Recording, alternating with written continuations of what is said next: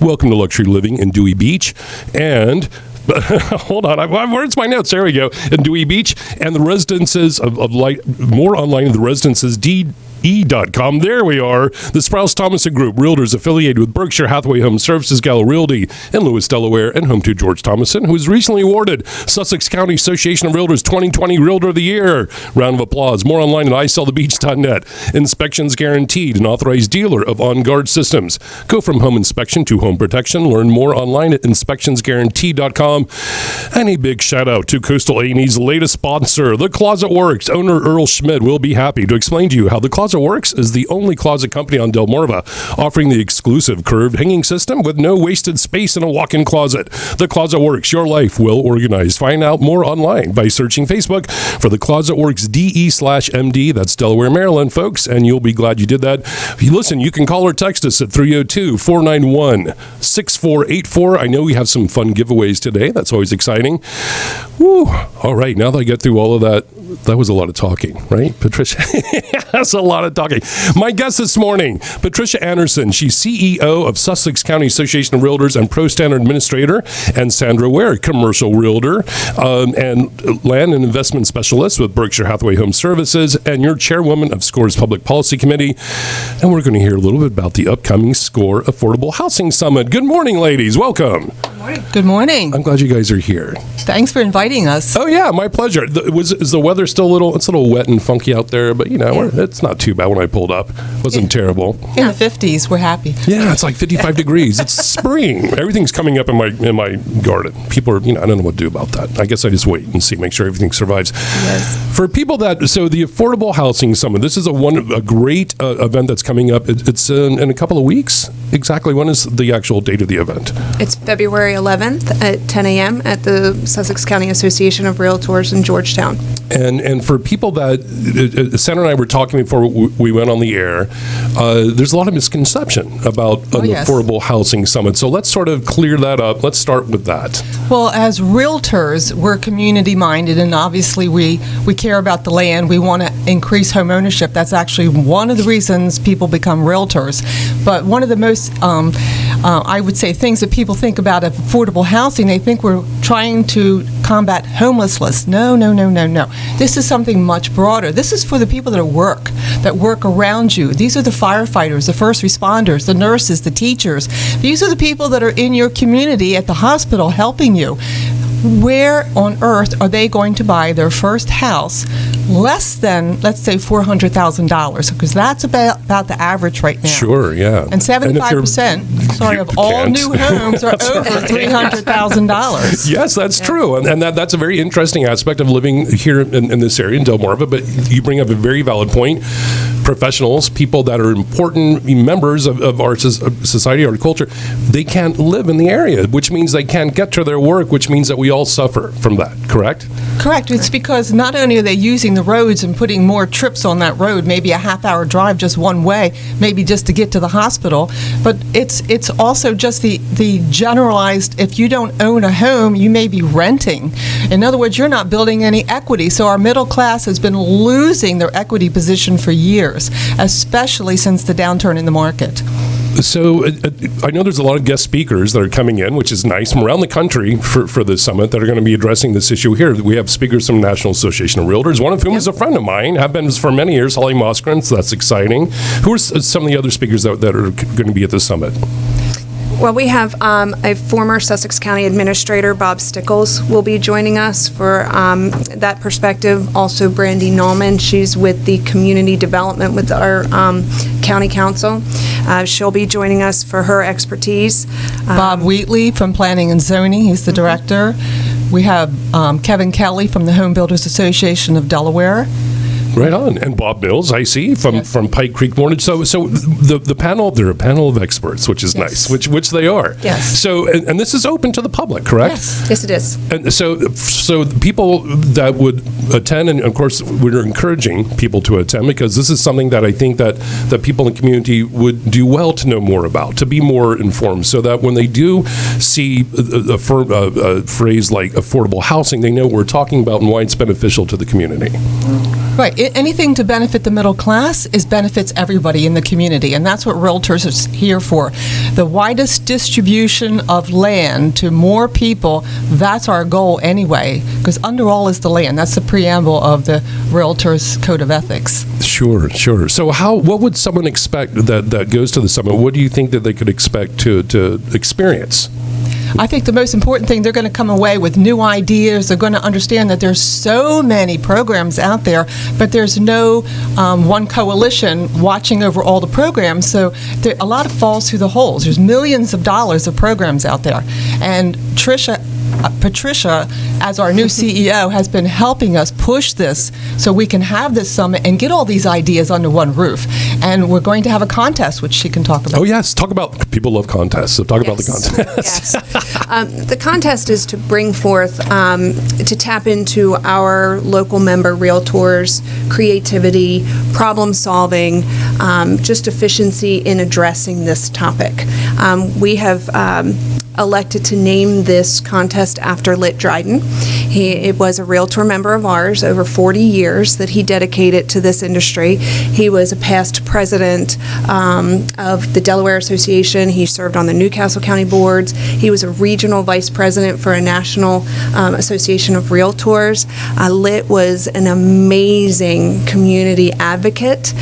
His passion was educating and communicating with those around us on all levels, not just real estate, but politics and community service. He was part of so many different organizations that, goodness, Lit was, he was just really involved. So involved, and just an amazing man of integrity. And his goal was to ensure that everyone had an equal opportunity at home ownership. And so he just embodied for the committee and for SCORE as a total, just what Realtor was, what the industry was about, what community was about. And so we felt that it was very fitting to name this after him. I think that's quite a wonderful honor, for that. And I think it's important. I think there's a lot of misconception about what real estate is about, what realtors are about. And I think sometimes, unfortunately, because of whatever reasons, people think, oh, it's just selling houses and making money and that's it. But it's so much more than that. So much more.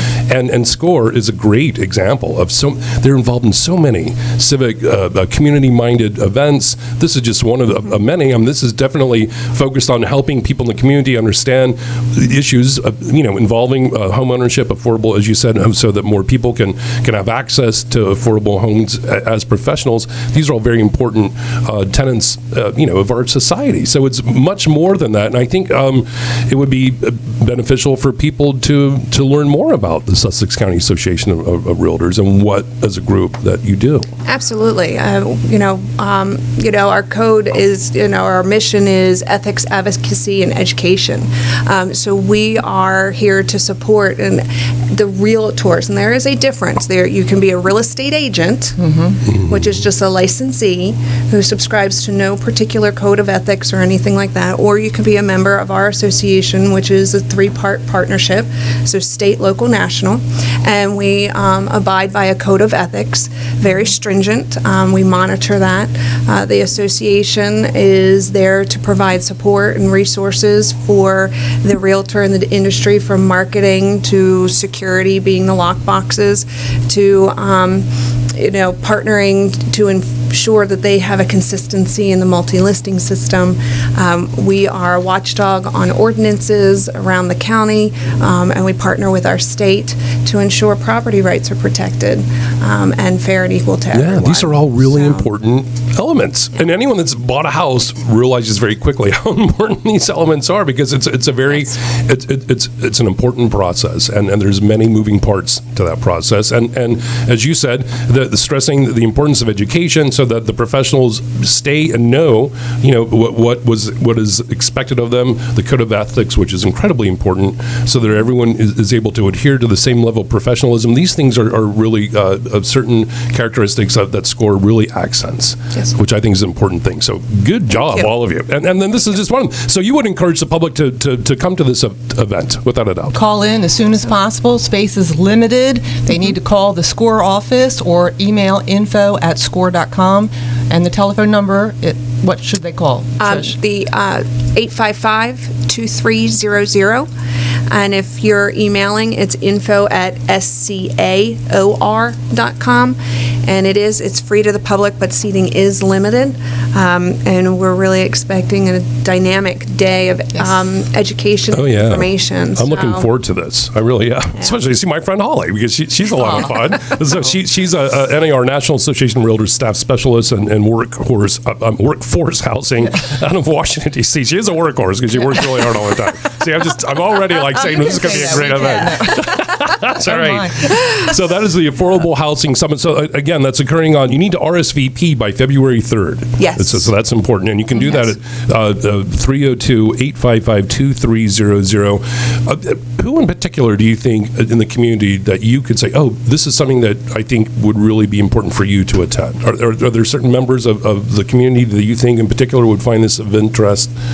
I think all the volunteer groups, the community groups, the LRAC groups, everybody who is out there who is basically trying to provide some affordable housing for maybe their internal members. Just like we have Habitat for Humanity, Kevin Gilmore is going to be one of the panelists.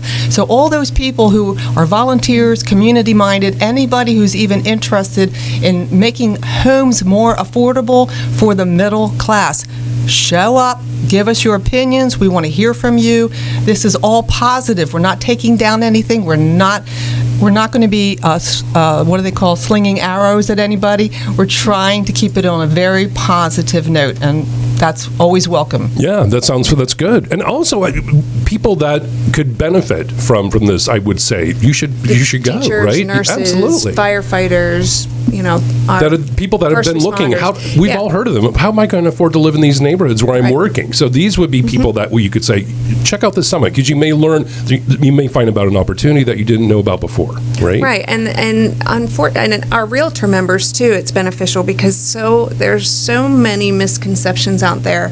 What is affordable housing? Sometimes it gets confused with workforce housing, and that's why we have Holly coming in.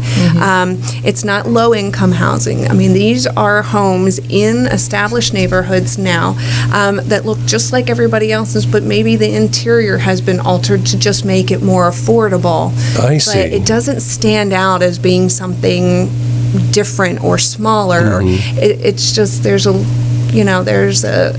being creative, which is great, spin on it, so that and these are often, not exclusively, but these are usually aimed towards first-time homeowners, people coming to the area for the first time looking to work. Maybe they moved here for a job, let's say in the medical field, etc., and they're like, now where do we live? You mentioned these are mostly targeting the middle class, those people who have jobs full-time. We're not looking for people who are retirees.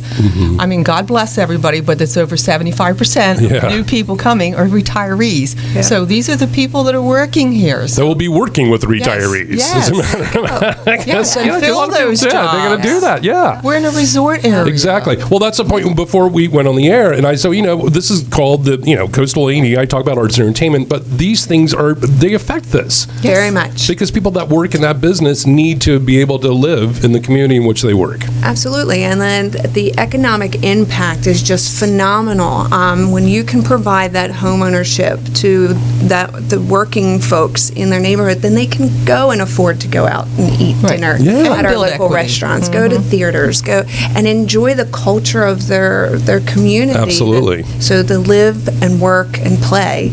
I see it as a very important thing. I really do, because I've been doing this show for several years, and I see firsthand the renaissance of this area is going through in the arts, and it is theater, food, especially music. There's just many opportunities that weren't there before, but of course that means that people need to be able to live in those in those areas and enjoy them. Attracts new businesses. Correct. The first question the business person asks before they want to move their company: what's the workforce like? Sure. What's available? What skilled people do you have? We have a ton of skilled people. They're just not registering on the radar for the economic people that are out there right now. So we want to bring all that back together and Sussex County Association of Realtors is the perfect platform. Yeah, I agree. And so these people, we would say, yes, you want to check this out because you may, again, there may be something that will appear on your radar that will help them. Or right now they may be confused and lost and a little frustrated and like, well, no, hold on. SCORE is making this easier for making it more accessible for the public to be able to get that knowledge that they need. To move forward. So it's a good thing. Yeah, we're excited. You have a swag bag, don't you? I do have a swag bag. You got the swag bag. I do. So what's in this? This is a fun little bag. So yes. Yeah, because SCORE there's always something fun going on at SCORE. Something fun. So we have just one of the drawstring bags, little backpack thing here. We do have Tervis mug with our logo on it. And because we're promoting fun and creativity and all that, we also have a frisbee with our logo. Yeah. And then we have, because it can be stressful out there, but we do have some fun spots too. A little stress release there. Nice. So we're going to give that away. And so we'll take the third caller. We'll say that. Third caller gets to get this fun little bag. You have to go to SCORE to pick it up, which is easy to do. That's 302-491-6484. Whoever calls in has got this fun little bag. That's a very...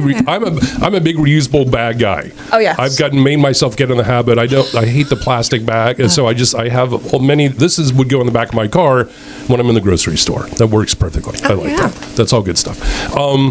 And they can come to SCORE to claim their prize here. Absolutely. So let's tell them where SCORE is, right, for people that... We are located at 23407 Park Avenue in Georgetown. That's at the corner of Route 9 and Truck Route 9, also known as Park Avenue.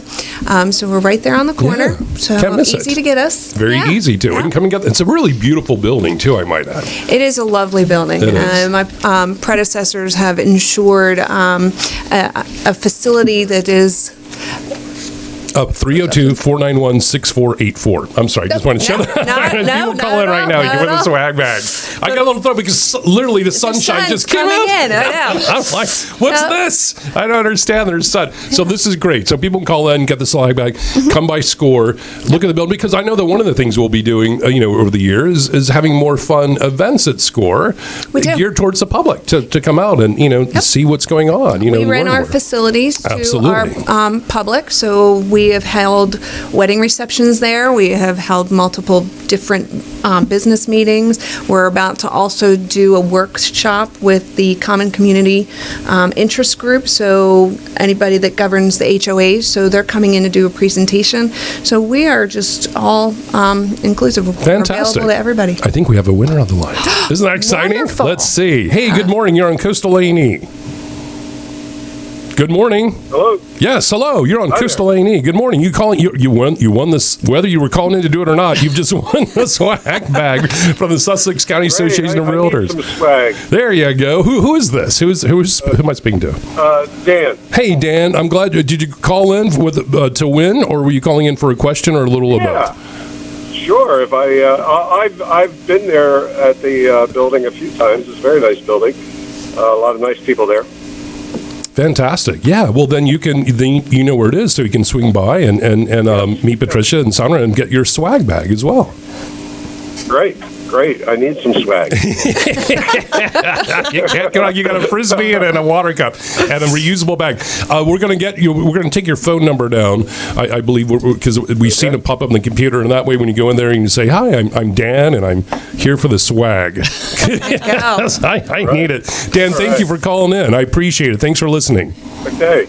All right. Have a good rest of the weekend. The sun's coming out. You're going to be good. It's all good. Excellent. All right. Thank you, sir.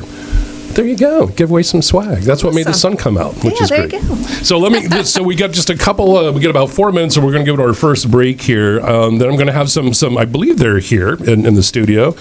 We have some cast members from an upcoming production, Moon Over Buffalo, which will be on stage at 2nd Street. The 2nd Street Players there at the Riverfront Theater. That's one of my favorite little theaters in the area. Yes. Very nice. Very nice. We have a great. See, this is why I'm excited about things like this symposium that we're having because of things like the theater, because of the restaurants that we have, because of the art, visual art things that we have. This all ties in, and I think once people realize that, then like, oh yes, this is an important thing. Let's go to that event and figure out what we need to know. Or maybe they have friends that want to come to the area, or family members, and they're not sure how they can make it work. Exactly. You could go to this event and say, oh, okay, here's an idea that I'm going to put in front of you. So I mean, that's how that sort of spins out there, isn't it? Yeah, and I was just going to say, we're just the vehicle to connect people from the community with the experts, with those that, they don't all have the answers, and we all don't have all the answers all the time. So to be able to connect those folks and bring them together, we may have a member of the public, a first responder, a nurse, a teacher, what have you, that may have an amazing idea on a solution to the issue. And so otherwise they would not have had the opportunity to meet somebody from county council or to meet somebody in the mortgage industry. And SCORE gets to make that relationship happen. Absolutely. Yeah, great. I think it's a phenomenal thing. I'm really glad that we were able to get together this morning and give it a little shout out on the air on Coastal A&E. So you need to RSVP by RSVP. That's what I'm trying to say. What did I say earlier? By February 3rd. Thank you. 2020. You can call SCORE at 302-855-2300. You said seating is limited, but it's going to be great. There's a panel of experts. There's people from all over the country that are coming in, of course, from Sussex County.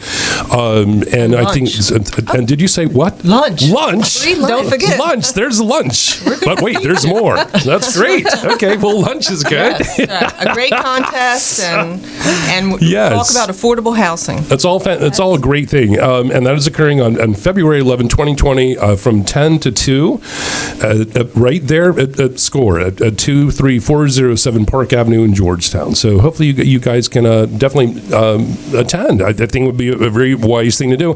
And again, as we mentioned, if you know people that would also benefit from this information, you should tap them on the shoulder and say, hey, go check this out. You'll be glad you did, as I said. We got about a minute left here. Thank you both for coming in today. Thank you and for so bringing much the for having sunshine us. with you. It was very, it's very nice. Wow, Just sort of yes. filled out and came out of everywhere. So it's like 16 sunny. Now I'm like Bonus. here inside the radio station for the next 2 hours, but it's going to be a lot of fun. When we come back, I know we're going to give away some tickets in the second hour. As I mentioned, Moon Over Buffalo. It's a very fun slapstick type of comedy. And that's, we have the director, I believe, and cast members from Second Street Players, right here up the street in Milford. That's a beautiful theater there, and they'll be here to talk about that. And we'll give away some tickets. I think I might be having a phone call from Heather Vidal, who is part of the duo of Copper Sky, one of my favorite performers, and she's been on the show before on the A&E Report. She's always a lot of fun. I think she has a show somewhere around the area today and maybe near Ocean City. I think she's going to call in from location, and hopefully she has the sunshine there as well. So, more information. What's the website for SCORE for people to pop that in and check that out? It's www.scaor.com. There you go, SCAOR. There is our outro music. We're going to breaks, folk. Don't go anywhere. I'm your host, Michael Sprouse. You're on Coastal A&E. We will be right back.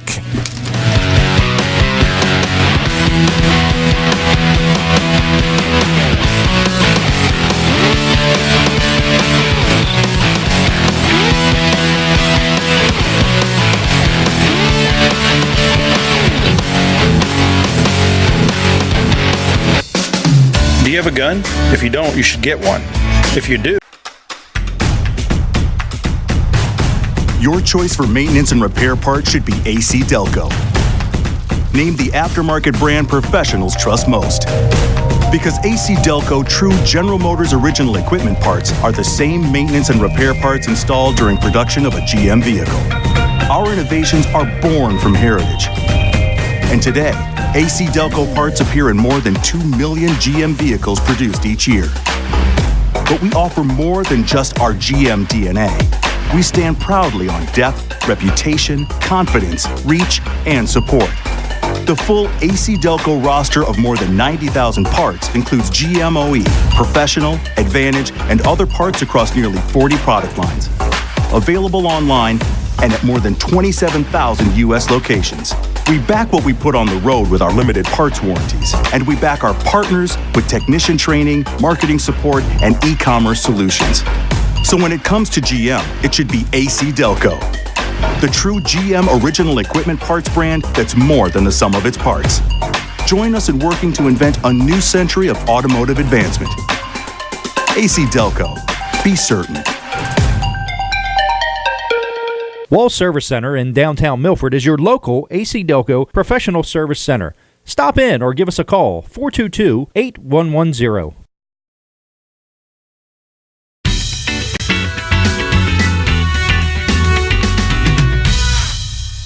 Today on the Arts and Entertainment Report, we're in Rehoboth Beach. We're going to Bella Luna. It's one of my favorite places for eclectic gifts, clothing, jewelry, all types of cool things. Let's go check it out.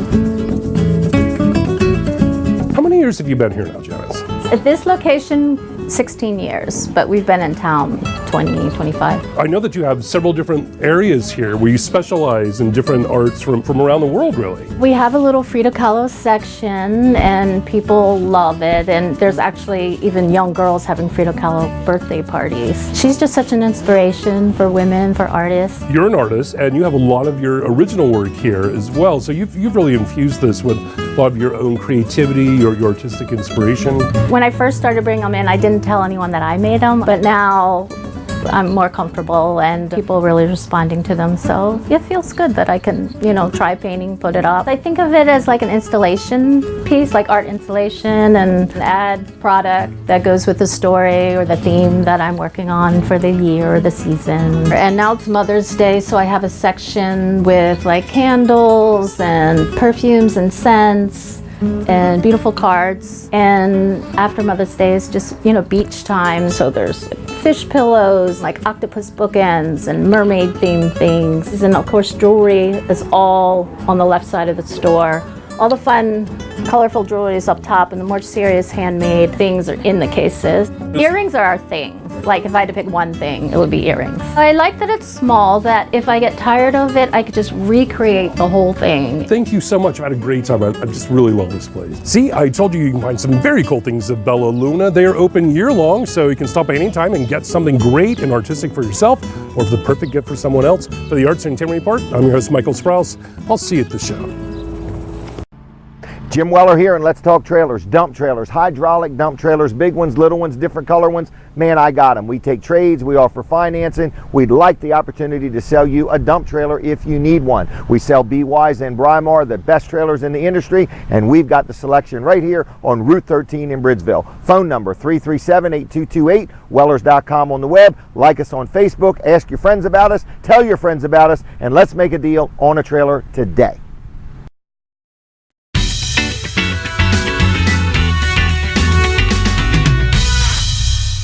Tonight on the Arts and Entertainment Report, I'm at the Rehoboth Ale House here in Rehoboth. I'm here to see my friend Heather Vidal perform. She's an amazing musician. She's usually part of the duet Copper Sky, but she's a solo performer tonight. The show's going to be great. Let's go check it out.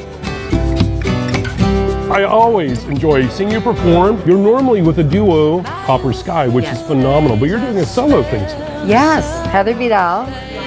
There you go. Self-promotion. I'm starting to do more solo stuff all the time, and because I work with so many different bands. Why not do the beach, right? Yeah. And you do it up and down the coast. And yes, just got back from Ireland. That's right. You just got back from Ireland. Tell me about how was that show? We go every June, and it's wonderful.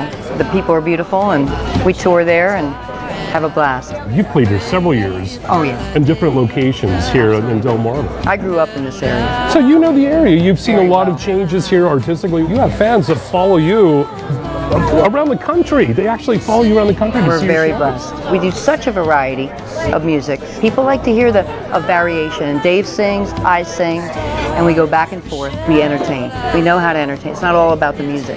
It's about connection with the people. So we have friends all over the country. It's wonderful. This is my second home. It really is. I mean, I have a lot of memories here. A lot of memories. So that's why I love it. I'm really looking forward to seeing you get up on this stage tonight. Cheers. Fantastic. Cheers. Thank you. Heather's about to get on stage, which means I'm going to go in the audience and watch and have a great time. You can catch her as either a solo performer or with Copper Sky up and down the East Coast. You'll have a great time. For the Arts and Entertainment Report, I'm your host, Michael Sprouse. I'll see you at the show. My youthful days, I watch the sunset as the colors fade away. It's just the sky.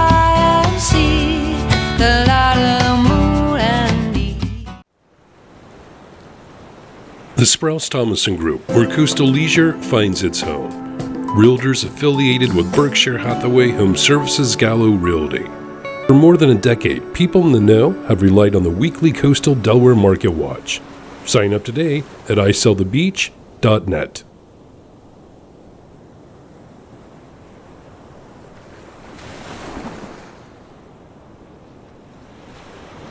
Ooh, Donna Summer. Yeah. Disco. We need disco light. We do, yeah. Disco light. And it's a very long, but I'm like, I told Kate, just play this part of the song. This is like an 8-minute song. I don't think we have time. No, we don't have time for dancing around. We have to talk I like about to my dance, show. I do.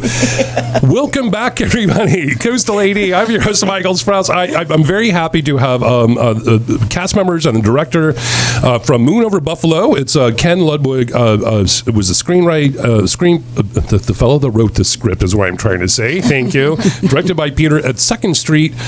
Players there at the Riverfront Theater in downtown Milford. Welcome. Good morning, all of you. Welcome. Good morning. Good morning. Thanks for having us. Oh, I'm very happy you guys are here. So that is the voice of Jeff Horn. You're the director. We have Karen Marshall, cast member Bella Ruiz. Good morning. So tell us about this production, just in a little nutshell. We're going to talk more about this too, but just in a nutshell. It's one of Ken Ludwig's funniest and probably not the most well-known. Lend Me a Tenor is the one that everybody loves. Everybody knows. Yeah. But this play is from 1994, 95. Ran on Broadway with Carol Burnett. Yeah. Oh, right on. And big shoes to fill. Yeah. No, I saw it. I saw it in New York back in the day, and wow. It's a funny show. So when I had the opportunity to direct it, I was there. Yeah, I'm going for it. And the production that we're putting together is when you start with a great script and you have a cast that can find the little nuggets, then you're in great shape. Excellent. So let's see. How many cast members are in this show? Cast of 8. Eight. And I know some Cheryl Graves I've worked with before, and she's a lot of fun. She plays my mother. Oh, does? Fantastic. She has a great part. And Bella plays my daughter, so she is Cheryl's granddaughter. They have a wonderful relationship as well. So there's a family element on stage. Absolutely. Everything you want is in this show. There's family dynamics. There is a 35-year marriage, those dynamics. Yeah. There's mistaken identity.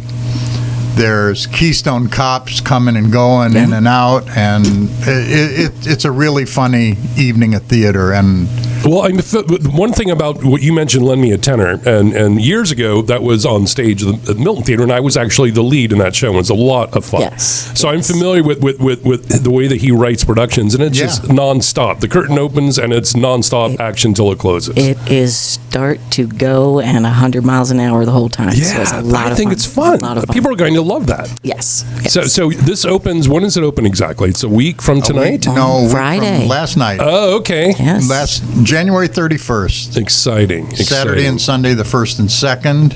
So we have our Super Bowl matinee.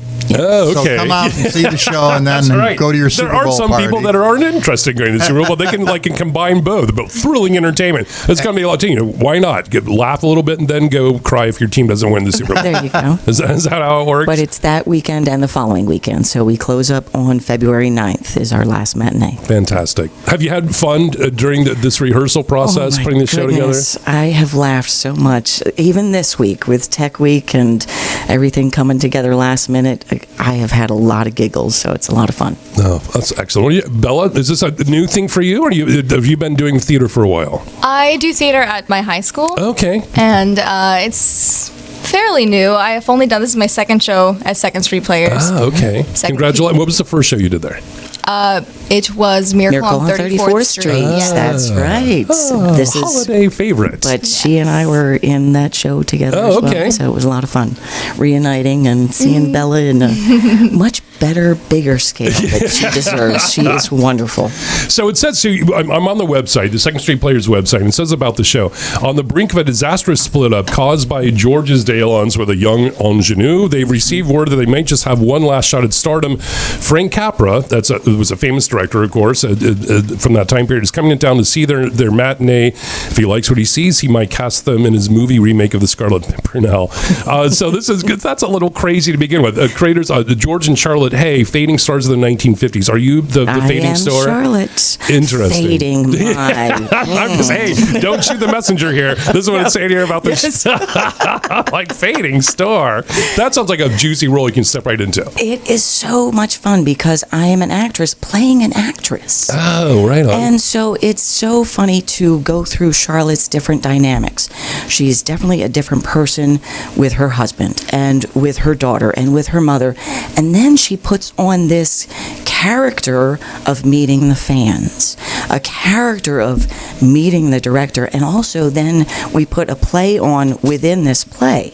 So she is actually going on stage, and it's wonderful, the different faces almost that you put on as an actor playing an actor. Yeah, it seems like you would have this is a very multi-tiered type of performance. Very much. Which is interesting. I think anyone that's never performed in theater, that has never done comedy, it's a very different beast. Being in a fun production where you have to make people laugh. It's almost more difficult than a drama because you do have to have that timing. You do have to be on point 110% of the time because it's so quick. And this script itself is a whole lot of one-liners, in and outs, and a lot of play back and forth between actors. So it's a lot of fun. Funny is a whole thing unto itself. Probably the 3 or 4 best actors I know in New York can't do comedy. Interesting. Wow. Yeah, because it's too much. They can make you feel something. They can make you cry, but making people laugh takes a special kind of talent, and this group that we have together for Moon is really they're special. Well, I think you mentioned it, Karen.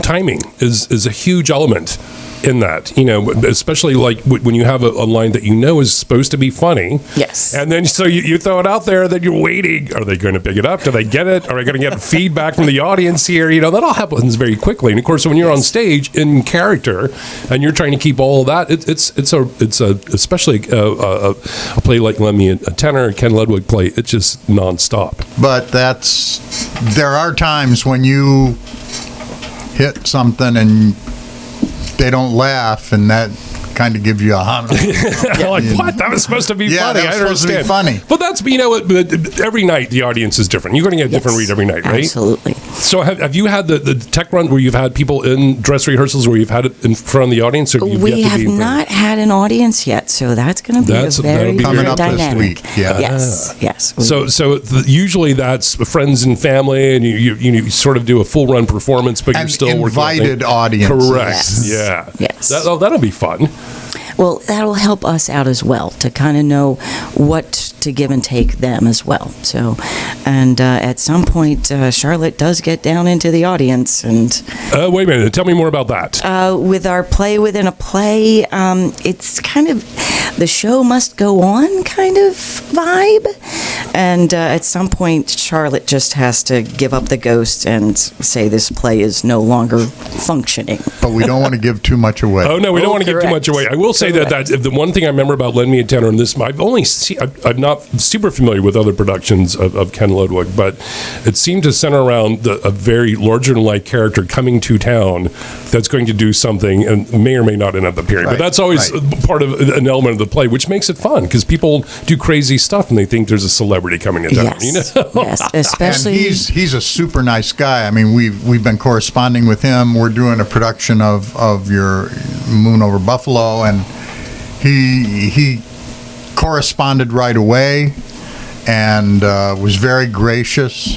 He unfortunately won't be able to come and see us, but he did get the invite. That's nice. He got the invite and responded. And I read somewhere a statistic once. I can't remember. I can't paraphrase it, but at any given time, I think there's more community theater productions of his works going on throughout the country than most other playwrights. I wouldn't be surprised. I wouldn't be surprised because community theaters love comedies, Yes. and And people like that. They like that entertainment element. I do know that some of the shows that I've seen at Riverfront Theater in Milford, which is a great venue, by the way. Phenomenal venue. My hometown. Newly renovated. Yes, newly renovated indeed, which is very nice.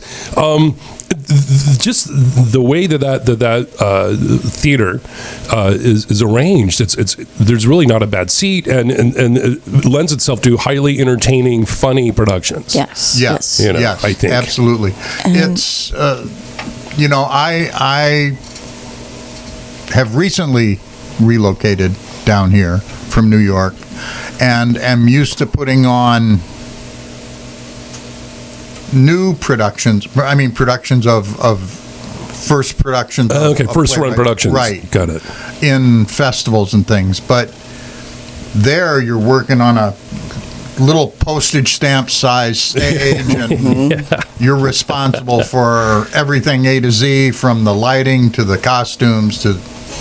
So coming down here and connecting with a group like Second Street Players is a real find.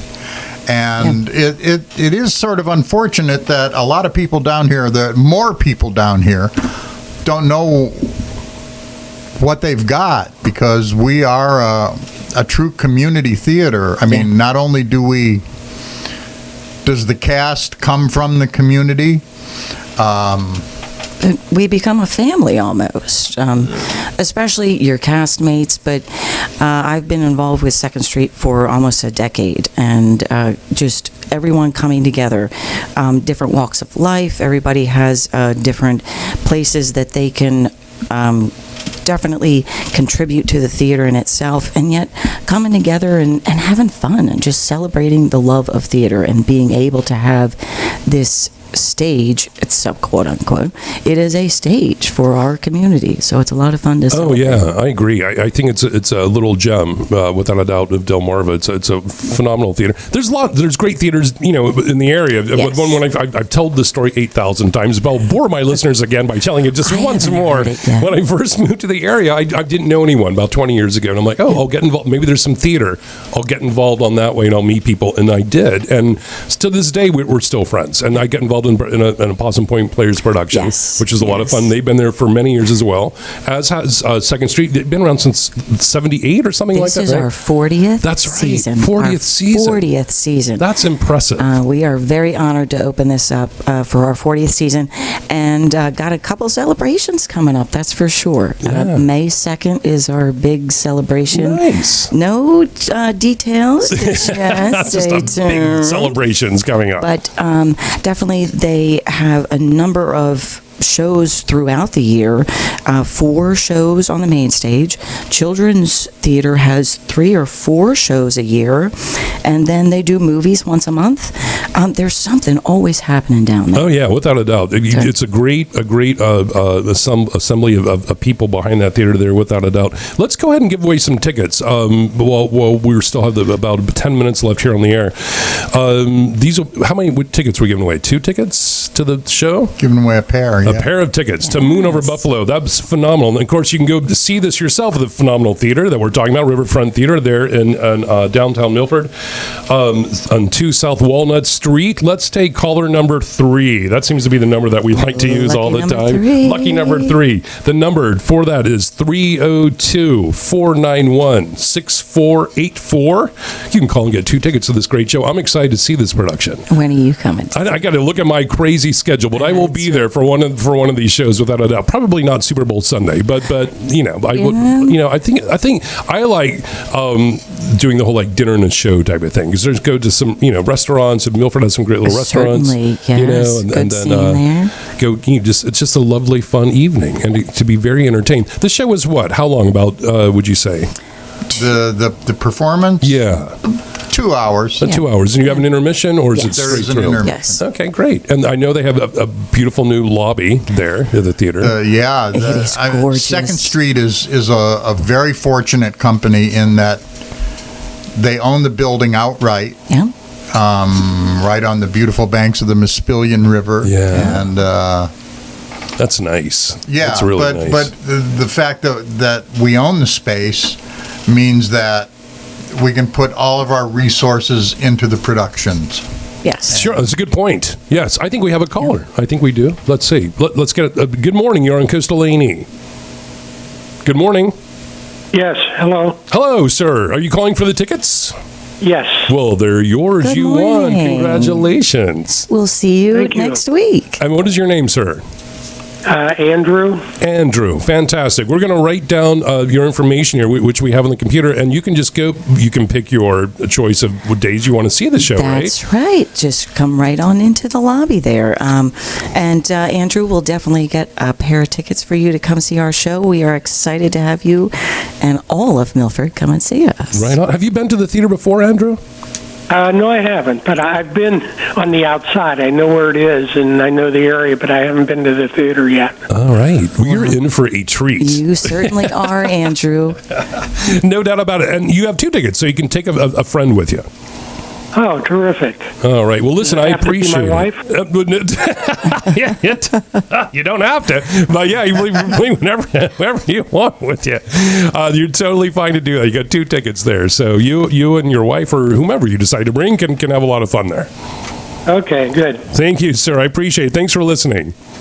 Thank you. All right. Oh, he's going to have a good time. There we go. Again, yeah. as somebody... And a newbie that we're... Correct. That's who we're trying to get to come. Exactly. Yeah. And then and what will happen? Like, I had a great time. You have to see this show. Yes. That's how it works. And they'll come back. If you come and see a show, you'll come back and see another one. So Bella, it's your second show. Your first show, I believe you said your second show was Second Street, and your second show. So tell me, as a new person, what's those experiences been like for you? It's been great, especially with our smaller cast. There's a lot of opportunity for us to get closer and establish our family dynamic like we have in the show, and it's been great. Everyone's really supportive, and it's a lot of fun. Yeah, it is. People. I think I'm always telling people, if you're looking for something to do, if you're bored, or we live in an area where people retire a lot. And they're like, now what do I do? I'm like, go out and get involved in some great theater. Exactly. I mean, so many elements. The cast is from the community, and it's from the company is retirees that just relocated to the area like me. Yeah. Local people like Karen who've been doing community theater for a while. Love of theater and performance. And young people like Bella, and we have another one of our cast members is also a Lake Forest Spartan. So right on. There you go. Shout out to Lake Forest. And let's also give a shout out to the production team because I know that they're a great group of people. I know that it's all volunteer. You have Tracy Dissinger, who's directed there before. I've interviewed Tracy. She's phenomenal. She's our producer, and she's been on the board at Second Street for a while, a former president of the board, and has really helped to make this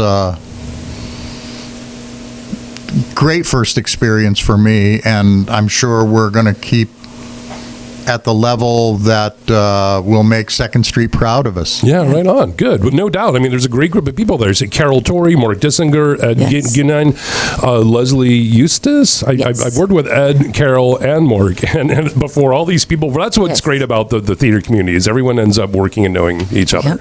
Yeah, Carol Torrey, who's our costume mistress, and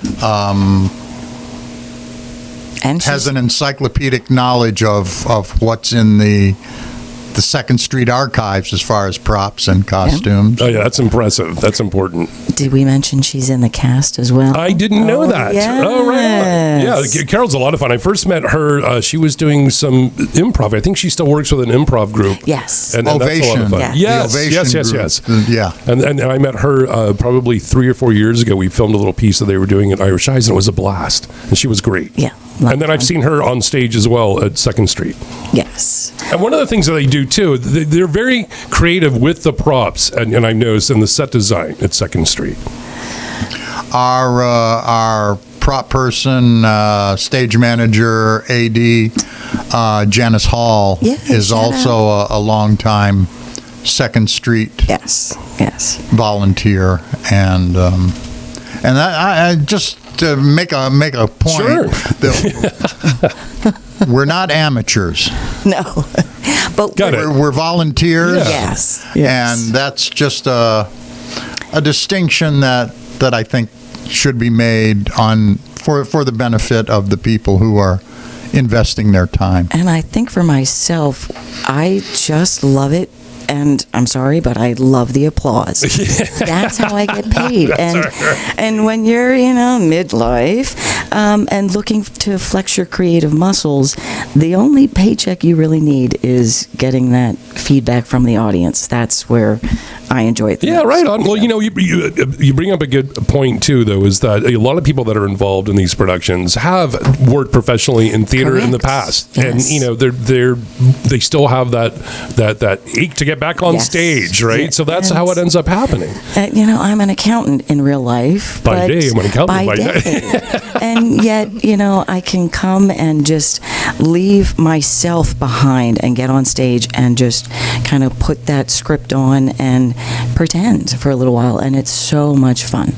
Yeah, it is a lot of fun. I think it's going to be when I see this show, because I am familiar with this playwright's work. I mean, I can't stress enough how it will probably just be this nonstop roller coaster of action, right? Yes. And that's is it a little dry? We only got like 2 minutes left here before we're going to stick around for a little bit and do continue with our Facebook live stream. So I just want to give people a shout out before we forget that this show is going to be on stage starting Friday, January 31st at 7 p.m. February 7th, Saturday, February 1st, February 8th, 2nd, and 9th. You can get tickets online at secondstreetplayers.com, and you can probably call the box office too, I would imagine, right? Definitely go online as long as you are not looking for last-minute tickets. They will be available. It's through Brown Paper Tickets, I believe. Yeah, that is. That's right. It says go get right tickets. on the website. There's a little icon there. It's possible to show up the day, like maybe a half an hour before the performance, but there's no guarantee. Yeah, right. Because your shows often sell out there. Well, I know. The theater itself, so we giving you a only word of have warning, about 150 seats. The renovation did take away some seats in the auditorium, but the upside to that is there is not a bad seat in the house. True. That's true. I've always had such a great time there, and this is going to be a lot of fun. So definitely want people to check that out. I'm glad we're able to give away some tickets. Maybe, at some point when next week or so, we can do that again. And, Cool. Hey, Andrew, we will see you there. Oh yeah, the fellow. That's exciting because he's never been. I've been to the outside of the theater, but I've never been in. So you got it, and everybody out there, you got to come inside right just now. come in the doors and get some information. We have things going on all the time. Absolutely, it's a great community theater. It is a great community theater, and I think we got 30 seconds left. People definitely get to check it out. They have if you've not been to that theater, and then you go and you're like, wow, this is here in Milford. We had no idea. This is such a wonderful treat down there. So is that really? We got about 20 seconds. Is that more or less? Moon over Buffalo, very funny. Second Street Players, come see us. Absolutely. You guys will be glad you did that. I want to thank all of you for coming in. We're going to stick around for a little while again for our segment. We'll talk about anything. You never know. Maybe we'll give away some more tickets. Who knows? If we have the ability to. You're the director. You can sort of pull those things, right? Pull up. You need a swag bag like we had before. There's our outro music. Folks, thank you for joining me here on Coastal A&E. I had a blast. Do something fun and creative this week.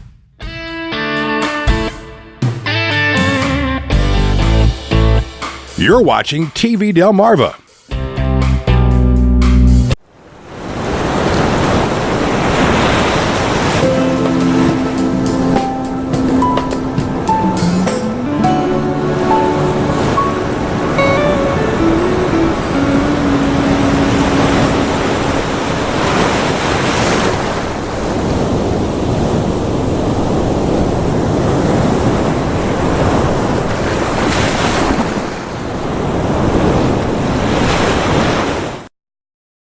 Funny thing about health insurance, you don't think about how much you need it until you need it. He's not going to be okay. That's why I love Health Markets, your insurance marketplace. They guarantee you won't find a lower price anywhere for the plans they offer. They search thousands of plans from over 200 leading companies, both on the exchange and off, to find the plan that saves you money. You may even qualify for free health insurance with no monthly premiums. One call to Health Markets and they do it all. Evaluate your needs, offer objective solutions, and even handle the enrollment process for you. You can enroll today, but you must act now. Having helped enroll people in millions of policies with an A+ customer satisfaction rating, you can trust Health Markets. They even have new alternative options most don't even know about that can save you thousands. Health Markets. Call 844-559-8579. That's 844-559-8579.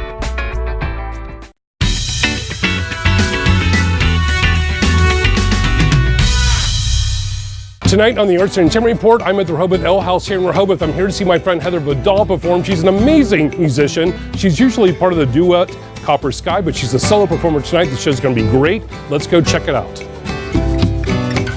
I always enjoy seeing you perform. You're normally with a duo, Copper Sky, which is phenomenal, but you're doing a solo thing tonight. Yes, Heather Vidal. There you go. Self-promotion. I'm starting to do more solo stuff all the time, and because I work with so many different bands.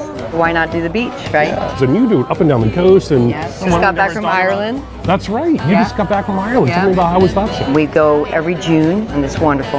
The people are beautiful, and we tour there and have a blast. You've played here several years. Oh, yeah. In different locations here in Delmarva. I grew up in this area. So you know the area. You've seen a lot of changes here artistically. You have fans that follow you around the country. They actually follow you around the country to We're see very your shows. blessed. We do such a variety of music. People like to hear a variation. Dave sings, I sing, and we go back and forth. We entertain. We know how to entertain. It's not all about the music.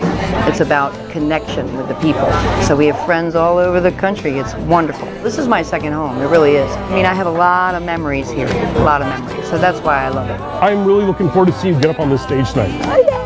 Cheers. Fantastic. Cheers. Thank you. Heather's about to get on stage, which means I'm going to go in the audience and watch it, have a great time. You can catch her as either a solo performer or with Copper Sky up and down the East Coast. You'll have a great time. For the Arts and Entertainment Report, I'm your host, Michael Sprouse. I'll see you at the show. My youthful days, I watch the sunset as the colors fade away. It's just the sky and sea, the light of the moon and the... The Sprouse Thomason Group, where coastal leisure finds its home. Realtors affiliated with Berkshire Hathaway Home Services Gallo Realty. For more than a decade, people in the know have relied on the weekly coastal Delaware Market Watch. Sign up today at isellthebeach.net.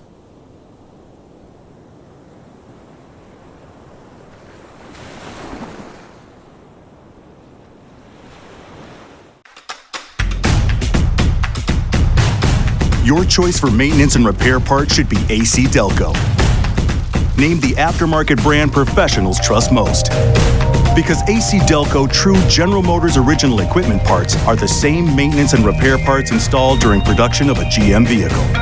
Our innovations are born from heritage. And today, AC Delco parts appear in more than 2 million GM vehicles produced each year. But we offer more than just our GM DNA. We stand proudly on depth, reputation, confidence, reach, and support. The full AC Delco roster of more than 90,000 parts includes GMOE, Professional, Advantage, and other parts across nearly 40 product lines. Available online and at more than 27,000 U.S. locations. We back what we put on the road with our limited parts warranties, and we back our partners with technician training, marketing support, and e-commerce solutions. So when it comes to GM, it should be AC Delco. The true GM original equipment parts brand that's more than the sum of its parts. Join us in working to invent a new century of automotive advancement. AC Delco. Be certain. Wall Service Center in downtown Milford is your local AC Delco professional service center. Stop in or give us a call, 422-8110.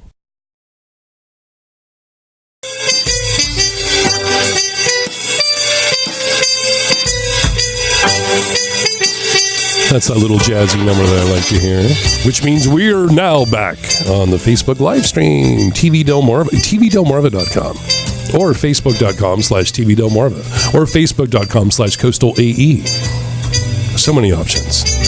We're everywhere. Everywhere you want to be. That was from some commercial, right? Yeah. Yes. What was that? Oh boy, now you're making me think. It's Tech crazy. Week, Michael. What are you doing to me here? In Tech Week, you can't think about anything in Tech Week at all. That's crazy. So let's talk Tech Week. People that have never done it in community, they're like, what does that mean exactly? So that's when you, here's all your lighting cues, here's all your sound cues, you need to be here with that prop when that thing happens. I mean, that's all how that Tech Week runs. Oh, you make it sound so simple. Yes. Yes. Anybody can do it. Anybody can do it. Oh, yes. Yeah, that's Top funny. of the show to the end and get your way through it. Tech Week, but I always enjoy Tech Week. But I also did a lot of work backstage too. So I've done set design, prop, stage managed several shows for many years professionally, and it's a lot. You have to don't get in the way of the stage manager, folks. If you're ever backstage, or the prop manager. That's and bad too. live theater. Stage manager drives the bus. Yes, so indeed. Yeah, but Indeed.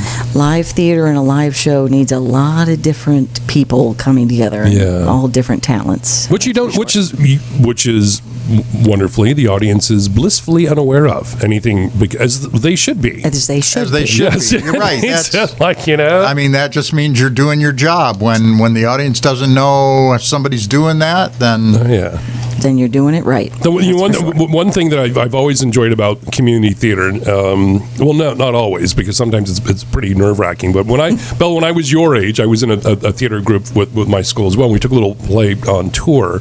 This was in Kentucky in the South, so we were in Louisville, we went to, there was a university theater, loose term theater group that was there, I remember, and they were totally unprepared for this group of teenage kids to show up and to do this production. They had been partying for a week. They just were not ready.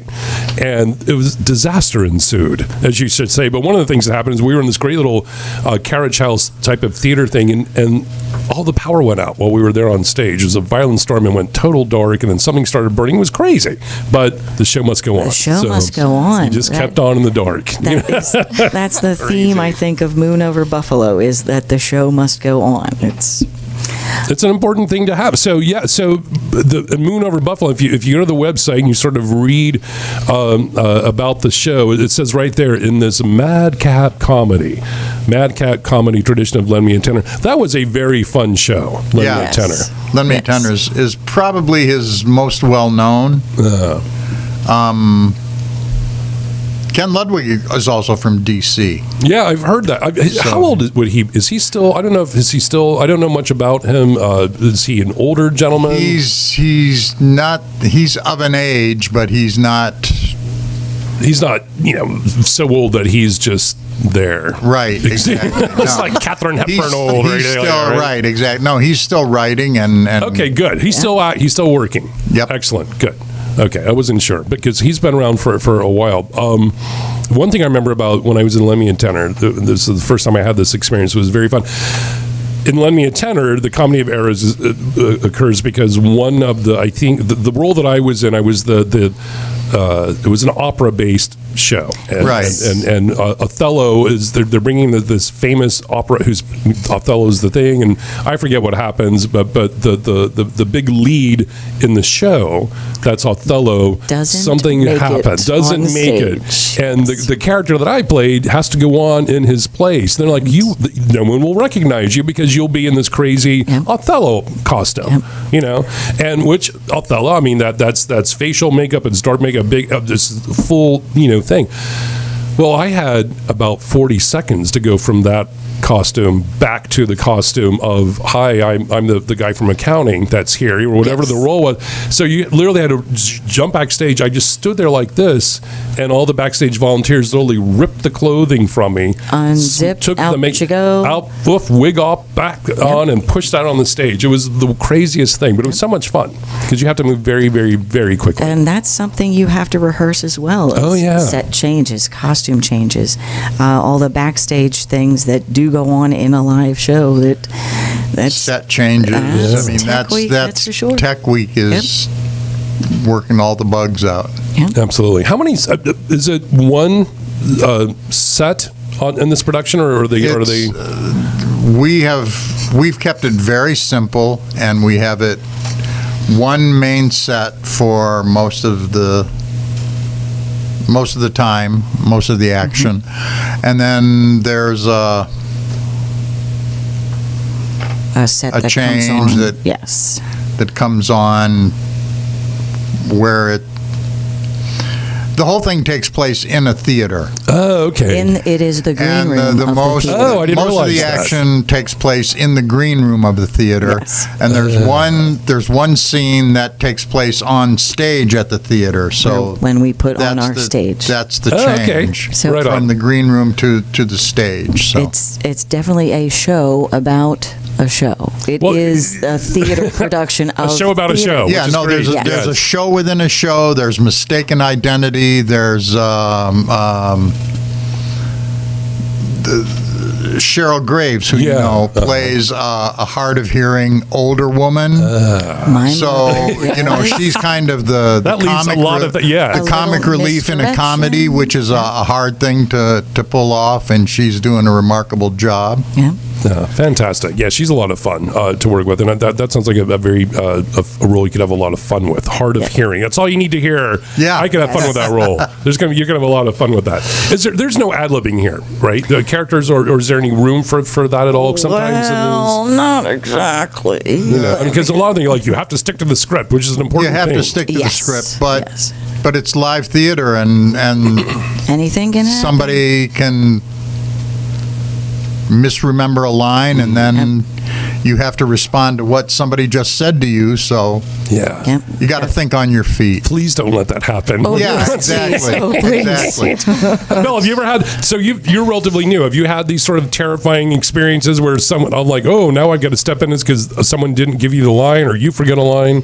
We had, I was in Annie last year Oh, at okay. my school, and it's a story of Annie. She's an orphan. Oh yeah, I was in Annie years ago when I was in college. So then, And the ending scene where all the kids come from the orphanage and we meet Annie's friends, me and Daddy Warbucks. I was Grace Farrell. And he said, Annie, we'd like to meet your parents, but her parents are not they're alive. like, Yes. You mean my dead parent? No, what Whoops. do you do at that point? Yeah, you gotta kind of ad lib sometimes. but- Exactly. Well, I think stories like that are funny, but I also don't want to psych anyone out as they're going into a stage. But it rarely happens. But I was in a production of The Importance of Being Earnest, also at the Milton Theater. Yes. Which is a very intense production, and I was earnest. I was on stage almost. It's a lot of lines to remember. A lot of lines. Yeah. And at one point, I'm there with Lady Bracknell, who is played by Liz Rowe, who's fabulous. If you've ever worked with Liz Rowe, she's great. A couple of other people. And it's this scene where there's a gentleman and I forget, Algernon, forget the actor who's playing him. Well, I totally forgot my line, which it just, normally if you're like, it's going to come to me, you don't worry about it. You even have one of those lines, you're like, The I'm deer going in to the forget this line. headlights look. Yeah. That just, Well, normally, the line appears at the last minute and everything, it didn't happen. So I'm there and I'm like, oh, it's time to give him my line. And I was so thrown by it that in character, I say, wait, that's not right. Which makes no sense. I didn't know what else to do. And I was trying to stop the urge to run screaming from the stage because I feel like everything is collapsing at this point, right? No one in the audience really realizes it, but I do say that threw the other guy into ad-libbing. So now there's like a 3-minute ad-lib conversation where everyone's staying in character. It has nothing to do with the script. And we're waiting for this cue. We need the doorbell to ring and then everything will go back to normal. But the guy that's doing it doesn't know when to ring the doorbell because he's off. And it's just, you're it's off crazy. script, and at that You're off point- script and you're But floating down the iceberg. The thing is, the audience is not given a script at the beginning of the Correct. show, so they will not really know unless it's a big. And nobody noticed. That's true. But there's a great illustration of what can happen and go wrong on stage in our play within a play. Oh, really? So you yeah. actually have something like that? So there is, yes. Yes, the writer there, he is. Oh, yeah, that's great. He's good. He is very good. And let me tell you, there were several little stories going on at once. Absolutely. Several little stories. Absolutely. And they all sort of, merge around each other. Yep. Which is great. Yes. So you have that story in a story type of thing going too. Correct. You have that going. You have the lead actor and his mother-in-law, who's a hard of hearing, so... That's Cheryl Graves' character? That's Cheryl Graves' Yes. character. So that can give you multiple comedic possibilities, of the mother-in-law and the mother-in-law's hard of hearing. you have people coming in, where'd this one go? That way. Where'd that one go? And just coming and going. And also, it's definitely a lot of misdirection or miscommunication. That's where the comedy lies. And one of our poor actors gets mistaken for about 3 or 4 different people there. And but in the end, it's so funny to see all the different stories kind of come together and wow, hit like lightning, we shall say. Right on. So it takes place in it says in the 1950s. Are the elements, your costuming, and you've done that type of direction? 1953. 1953. In the world-famous Erlanger Theater in Buffalo, New York. Hence, Moon Over Buffalo. Got it. It's just kind of it's the era when television was first starting to happen. Live theater is starting to die out. Because people want to stay at home and watch their new television machines. Can stay home and watch their television. Interesting. And they don't have to go out to the theater to see big stars anymore. There's a great film called My Favorite Year, which takes place in 1953, as a matter of fact, with Peter O'Toole. It's a great fun, if you want to get an idea of what that was like. I'm a movie star. That's right. That's a great film for people that may want some sense of what that was. That and the Marvelous Mrs. Maisel is a show I absolutely love, which takes place in, I think, in 1959, 1960, right? Yes. And that's all great costuming. So I like art direction. That's one of my passions. I love art direction in film, on stage. I love that type of minutia to make sure all these little elements are right. And there's some people that do it. They're like, oh no, you can't have anything here that wasn't from 1953. Meaning nothing. A lunchbox from 1954 wouldn't cut it. There's some people when they filmed some of the, I guess the current season and some of season 2 of Mrs. Maisel, where she's meeting Lenny Bruce. Oh yeah. In a bar that was one of the first bars I went to when I moved to the Upper West Side 50 years ago, so. Oh, you yourself, personally? Yes. Oh, okay, right on. Oh, nice. Yeah, is that bar still there? That bar is still there.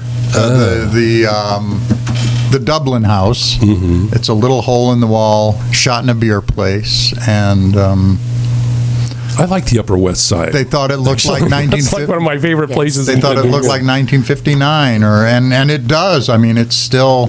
Yeah. I think that's important to have that type of for me. I know some people are less, but I'm more like, oh no, this cannot or this would work. Right, right. No, and the realism is you can't. Some things you just can't duplicate. Mm-hmm. Okay. Yeah. And Carol, you mentioned Carol Torrey is doing the costumes, so I would imagine she's probably on track with this is what you would wear authentically at that time period. Absolutely. Yes. Carol's always on. Yeah. Yes. She's great. So the cast right here we have Sammy Camisa. Is that Camisa? Yeah. Camisa, Cheryl Graves, David Hall, Don Lonsky, Karen Marshall, which is right here, Hello. David McDonald, Bella Ruiz, and Carol Torrey. And so are people playing more than one character, or is everyone here a distinct separate character? Distinct separate character, kind of. Poor Howard. Howard gets mistaken for the Hollywood director Frank Capra. He gets mistaken for a jealous brother who has been out of the army, when in reality he is the fiance of Bella's character. And the poor guy, he's a weatherman, so he thinks he's an actor, just like George and Charlotte Hay. So poor Howard. But everybody on TV is an actor. Oh, yes. But David, he gets mistaken for about 3 or 4 different people.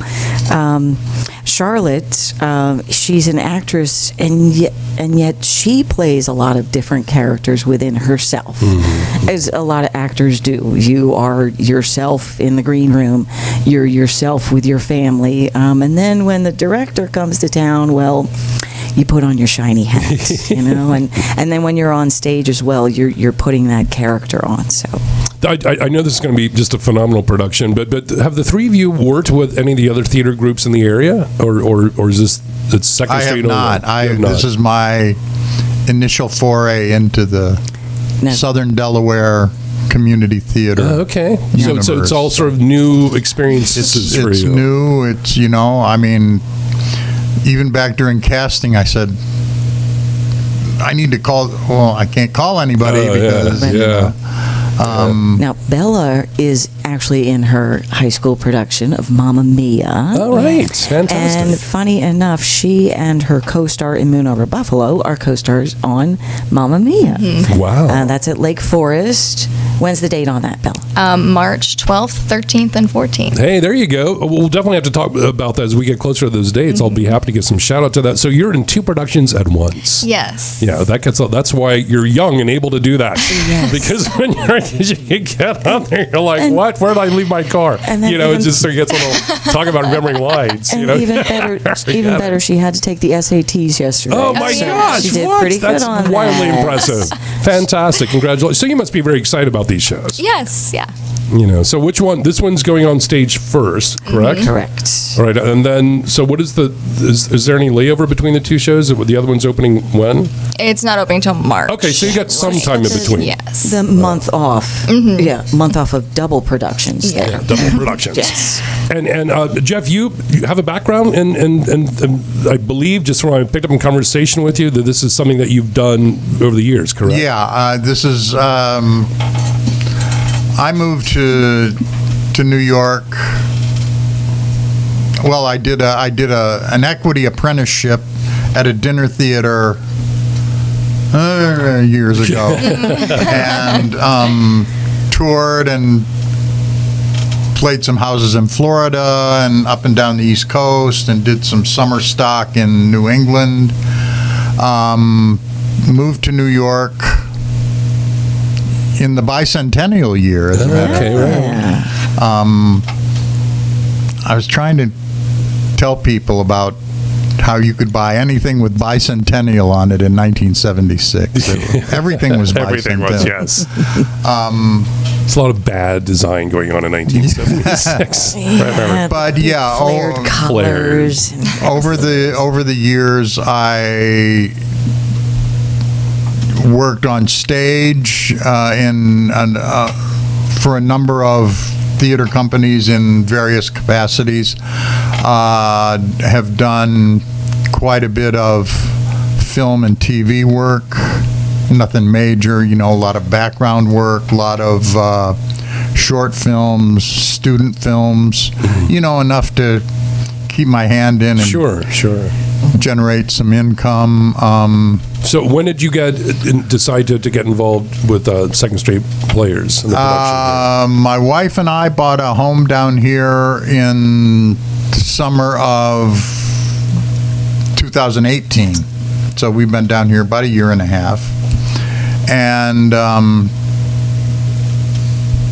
jumped right in. I was bored, so I did my homework and due diligence and found out who was doing what, and reached out to Second Street, and they said, we have you want to direct this a play? available. Because the last few years in New York, I had kind of turned my focus to directing, and I said, sure, I'd be glad to do it. It's a different directing. It's been a while, but I have directed, and it's it's an intense process. Have you directed before? Have you? No, stage managed behind the scenes certainly, but I've been involved in theater since the 5th grade. Oh, okay, right on. And So that was years it's ago like as many well. moons ago. Interesting. Yeah, it's a different way of dealing with the production, because I think you have your idea, your concept of where you see the show going, but then of course the performers have their idea, and it all has to sort of meld together. Well, that's the thing, is that you have to, as a director, you have to read and be familiar with the material before you even cast a thing. And you have to have ideas about who you want in certain roles. And then when you put your cast together, then you have the really hard part of convincing, in this case, 8 different individuals to play each role the way your vision dictates the roles Sure. be played and fit the whole thing together. But of course, you also need to have room for them to develop the characters as well. Oh, yeah, no, definitely. That's you look for actors who are not sheep, but the actors have to have good memories. And unlike me in that one production of that's why I except for that one terrible time went from stage work to film and TV, because there you typically only have to memorize one scene a day, chunk of lines, which is fun. But I think that there's a thrill about live performance. You know, I think anyone there's nothing like it. There is nothing there really like isn't. Yeah, I've always had. Anytime it's been a little while since I've been in a show, and I remember that right before getting ready, you go on stage. I'm like, why am I doing this? This is a terrible mistake. I can't. I'm always just so freaked out. And then the second you walk out, it all clicks, and you're like, oh, this is the best thrilling thing I've ever done. But live theater is the dynamic of going out and performing on a stage in front of an audience of people is the same now as it was 2,000 years ago when the Greeks invented it. Yeah, that's a good point. Yeah, it is. It's a thrilling, fun thing. And I think I'm always suggesting that even if a person has the slightest inclination to try it for the first time, that they should definitely do it. They should definitely get, because even if they don't get on stage, they will meet and have fun. There's so many creative things. We're going to take a break here in just about 2 minutes. We'll come back and talk more about this, and maybe we'll try to give away a couple more tickets too. Yeah, that sounds Does like fun. Sure. See if anyone's out there actually bothers to pick up the phone while they're streaming us online, because it's very different than radio. They're like, oh, no, I'm just going to watch here on Facebook, whatever. How am I going to call in? But anyway, we'll get that to happen here in a little bit, and we'll talk a little more about. I find people's background in theater and whatnot. It's always very interesting, and motivation and all that. Auditioning. Jazz. Talk about auditioning. I do want to talk about that too, because I think that I noticed that a lot of the theater, when people put out the calls for auditions, that can be a trying time for a lot of the theater groups. Auditioning is the most daunting thing an actor will ever do. Yes. Yeah. Because you're out there and you're putting your ass on the line. Sure. Yeah. That's. And you may or may not be familiar with what you're asked to read. You may not be familiar with what you're asked to read. You're opening yourself up for, in more cases than not, rejection. Yeah. Oh, did I get that part? Yeah, exactly. Yeah. It's so much easier just to have your own radio TV shows. And I don't have to audition for anything. I'm just going to sit here and say what I want when I want to say it. So that's not this easy. I'm not going to get on stage and memorize lines anymore. No, but it's a lot of fun. But I meant that. Oh, hold on. We're going to take a quick break. We'll hold that thought. But we'll be back, folks. If you're with us here on our live stream, TV Delmarva, we're going to give away some tickets, and we're going to have a good time. So don't go anywhere. We'll be Michael right back. can't get rid of us. That's right.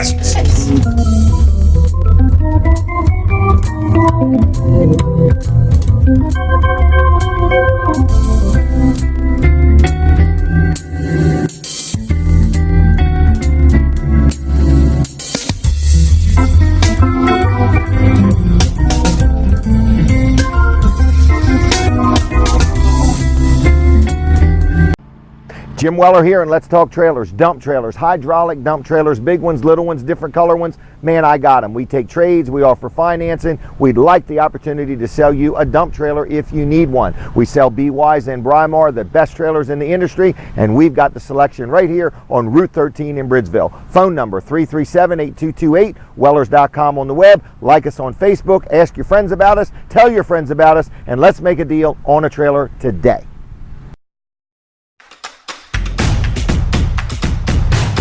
Your choice for maintenance and repair parts should be AC Delco. Named the aftermarket brand professionals trust most. Because AC Delco true General Motors original equipment parts are the same maintenance and repair parts installed during production of a GM vehicle. Our innovations are born from heritage. And today, AC Delco parts appear in more than 2 million GM vehicles produced each year. But we offer more than just our GM DNA. We stand proudly on depth, reputation, confidence, reach, and support. The full AC Delco roster of more than 90,000 parts includes GM OE, Professional, Advantage, and other parts across nearly 40 product lines. Available online and at more than 27,000 U.S. locations. We back what we put on the road with our limited parts warranties, and we back our partners with technician training, marketing support, and e-commerce solutions. So when it comes to GM, it should be AC Delco, the true GM original equipment parts brand that's more than the sum of its parts. Join us in working to invent a new century of automotive advancement. AC Delco. Be certain. Wall Service Center in downtown Milford is your local AC Delco professional service center. Stop in or give us a call, 422-8110. Hey everybody, Jim Weller here, and I'd like to talk to you about utility trailers. New ones, used ones, open and enclosed, landscape trailers, car trailers, equipment trailers, dump trailers, tow dollies, aluminum trailers, vendor trailers. If you need a utility trailer, we need to talk. We offer easy financing, we take in trades, we've been in business now for like 44 years, and we'd like the opportunity to earn your business. So shop around, but when you're ready to lay the cash on the table, come see me, Jim Weller, at Weller's in Bridgeville. I look forward to seeing you. Millions of people today have no dental insurance. If you're without insurance, do you have a plan to care for your teeth without spending a fortune? Well, we do. Introducing Dental Plans. Dental Plans offers more than 40 dental savings plans from top healthcare brands. You pay one low annual membership fee and then save money every time you go to the dentist. Dental Plans pays for itself immediately. With Dental Plans, you choose your dentist. You can join today and start saving at the dentist tomorrow. There's even a 30-day money-back guarantee. It was very easy to find a plan that met our budget. There's no reason to not cut your dental bills in half. You can get everything done that you need to have done, and it's still affordable. So, if you don't have dental insurance, you now have a plan. Dental Plans. Join today and you'll save 15% off any plan. We'll even give you 1 month free with this limited time exclusive TV offer. Visit dentalplans.com or call 855-332-3929. Nobody wants to get ripped off, broken into, or robbed, but nobody wants to pay a lot of money to have their home protected either. I've got an offer to tell you about to provide home security for your home for less than $1 a day. For real, with no installation or equipment charges. And this is from a company rated #1 by a leading consumer research company. According to the facts, most of you won't even call unless there's a burglary in your neighborhood or something bad happened. So let's give you a reason. Save money. For less than $1 a day with no other costs, you can get your home secured. Plus, get a lifetime equipment replacement warranty. You need protection for your home. Call the Home Security Hotline right now. Get your home secured for less than $1 a day, and every caller today immediately qualifies for free installation. Call now. 855-506-3533. 855-506-3533. That's 855-506-3533.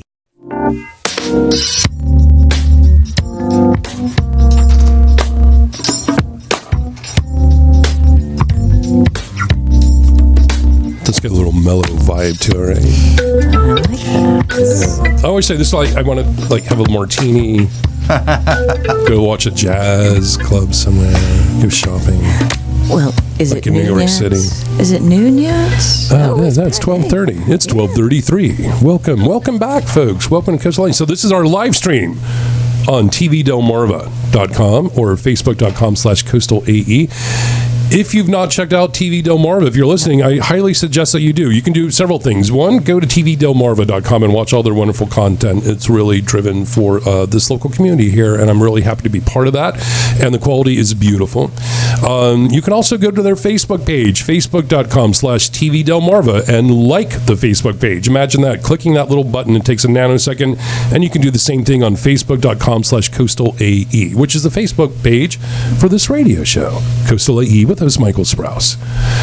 And I work hard on that Facebook page, so it's nice for people to get like, there's a lot of things you got to do when you're like the only person doing all the things, right? Uh-huh. So that's the nature of the business. The one-man band. The one-man band. That is pretty much. Well, Colin is well, yeah. We all, anyone that's in any of this type of entertainment type of media thing, you basically work all the time. Right, but he's your man in the studio. Yes, he's the guy in the studio. He doesn't help you with all the Facebook. Well, no. Well, so Colin, you do the live stream. I'm forcing him on the mic, which he hates, but that's okay. I'm good. Yeah, okay, good. So this is all. You have a very technical background, and you're doing all the live. When I first met you, we were doing it was WRD NBC, and we was doing the Sea Witch Parade, which I was the live MC, and it was great. It was seamless. Yep. And that was sort of crazy. Those broadcasts. They were very crazy. Out in the field trying to broadcast over the internet. Yeah, so it was very crazy. It was insane, but I loved that. I missed doing that. It was fun. The thing I liked about it is, so we'd be there like this with the headsets, right? And there are like 5 different voices all talking at once, and one of the voices is telling you who's coming down next, even though you can't see them. And he's like, "Oh, well, here comes the parade of the milkman," whatever, you know. And you're supposed to keep talking while he's talking to you, and you have to talk the entire time. Yeah. Exactly. Like, okay, we're going to cameras. It's crazy, but I thought it was so much fun because it is that's like the thrill of being on stage, and you're on. Right. You're on. And there's no place to go. Yeah, you can't run anywhere. You're there, and so you just gotta do it. Yep. Yeah. You know, you just gotta do it. It's the same thing, and you just hope for the best. But that is a thrilling sort of fun thing. I think people come in here and if they've never done, a lot of people, they're like, "Oh, I'm very nervous." The fun thing is that people are like, "Oh no, I'm fine." Then they get here and then they're like, "Oh God, I'm very nervous." I'm like, "No, it's okay. It's just you just gotta chill out and just be on and just sort of be very present moment focused." Yes. You know. And I guess that's when you're on stage. That's the other thing too. Absolutely. I mean, the script is written, and the script can come out a couple of different ways when you're doing it live. So not only do you have to know what was written, but what is going to make sense in the moment. If somebody changes even as much as a word in that particular phrase that you've heard countless times in rehearsal, if it comes out different on stage, it can throw you off. Got it. You have to work with it. Because you're like, "Oh, but there goes my cue." Well, right. Well, and as a director, you have to incorporate not only the verbal cues from the script, but you have to make sure that all the traffic is going in the same direction at the same time. And sometimes, that brain misfire can take the place of an actor going upstage when they're supposed to go downstage. Oh, yeah. And that can lead to what do I do now? But normally these things don't happen on stage. That's occasionally you have to be ready knowing for it. in that little voice in the back of your head, keeping you aware that it can go wrong in a heartbeat, is what keeps you there, keeps you present. Yes. And makes viewing and performing live theater one of the most exciting things that you can do in the entertainment industry. I agree. Absolutely. And the other thing too, and you mentioned it earlier, Karen, is that in the audience they don't know. They don't. They're just there being entertained. Hopefully, the change is not so much that they do notice. Yeah, I mean, if something really crazy happens, if someone, but normally they're like, "Oh, this isn't interesting." Correct. Let's go forward. Correct. And if a couple of lines are added in there, improv'd in there because of something that you have to cover up, they probably won't know if you're doing your job well. Yeah, so that's for sure. Now, if you've been in a lot of productions, you can see when something goes wrong, and you're just like, no, you did a great job of covering up. Most people won't. No. The deer in the headlights look from your co-star on stage is something you will never forget. When you can just see their eyes blank over, and you go, "Okay, what do I have to feed him to get back onto script and on point and back to where we need to be?" Well, when I had that disastrous line for fly out of my head experience in Importance of Being Earnest, the actress that was playing Lady Bracknell she was so shaken. She's having to drink tea, and the whole time her cup is like, I felt so bad because it was totally my fault. I'm the one that caused that thing, but everyone got through it and it was fine. The scene went on. It seems like, it's an hour when you're up there, but it was 15 seconds, 20 seconds of being off script. Time does have its own impact. It's a whole different stage thing, which I think is very interesting. Which to me, this is why I've worked with some independent film, but as you said, on film, you've got a script, you can cut, you can do it. I find it, how is it that there's bad film performances when you have so many chances to get it right? Whereas on the stage, you're like, you're on, You are out there for the world to see. And if you mess up, you got to make sure you got to get it right. Cover it. You can't just like cut it and edit it out. We know exactly what we're doing at all times. All the time. Exactly. Yes. But I find film is definitely easier because you do have a retake. Mm-hmm. You have a retake if you need it. Cut, roll back the film. In theater and in live performance, you do not have that luxury, and so you do have to be on point at all times, not only for yourself, but for the courtesy of your fellow actors. And with that, we're a family, you're a unit, and you do rely on everybody, but you have to be on point yourself so that your co-stars know that they can rely on you. And if something does go wrong, you already have that relationship that we can get through it, even if we're going to be laughing about it afterwards, or I'm going to be kicking you in the dressing room afterwards. Yeah. You do have that relationship, especially with a small cast. It's human nature, and everybody wants to, even actors. I mean, if you're in rehearsal, actors, we'll fix it in tech week. Mm-hmm. We'll fix it in tech week. Oh, sure. Yeah, they want to put things off, and in film, it's the same thing. Oh, we'll fix it in post. We'll fix it in the mix. It will fix it in production. So this is tech week. It's human nature to want to put things off, but in theater, the performance doesn't allow you to do that. Mm-hmm. I mean, there are certain things that you will fix in tech week, but you still have to deliver. Yeah, right on. Were you? I was saying it is tech week. Oh, that's right. Yes. It is So tech things are week. being fixed right now. Friday is opening night, 7:00. By the way, Milford Theater, right on Walnut Street. Exciting. We had mentioned before we went to break about the challenges of auditions, but I also wanted to mention, not necessarily from the actor standpoint, but I know that when often there's a call for auditions around here, that the theater group sometimes have problems getting people to show up, and I think that it's unfortunate because it is such a great experience for people, and there's that I don't know if it's an intimidation thing or if it's like I don't have time for that. I'm not sure what it is. Or I know everybody has that question in the back of their head. Am I able to do this? Mm-hmm. First of all, it's a very big time commitment, about 3 months. It is. For a show. That's the main thing. A lot of people, they do work during the day. They have families, hey, I've got a laundry pile the size of the moon right about now. But audition and just try it and go for it. The worst thing that can happen is you don't get the part. Yeah. The best thing that can happen is you get the part and then, wow, can I really do this? And the thing is, challenge yourself. It's just a wonderful experience. Get involved in the community itself, and we all need something different. Yeah, no, I agree. I would highly suggest anyone, even if, so the other thing too, let's say someone auditions and they don't get the part, but they still want to do something. They can do wardrobe, they can do set design. They can usher. There's so many different elements. Absolutely. We had set construction. More often than not, Saturday mornings. Come down to the theater anytime. There is set construction going on for the next production. For the performances themselves, again, we rely on our volunteers to help usher. We have refreshments. Ticket sales, even they need all kinds of help. So it's definitely a community coming together.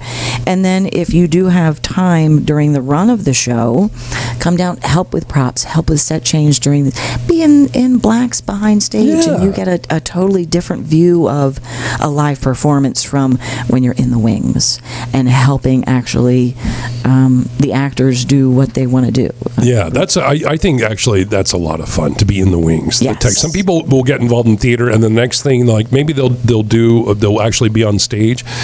But then, like, I wasn't quite comfortable for that. What I really like is to be back here. Yes. You know, helping to move things around, getting people where they need to be. Here's your purse and your hat. You're on. You know, that type of thing. That's fun for a lot of people. I enjoyed that, stage managing. And that definitely, you need all your ducks in a row.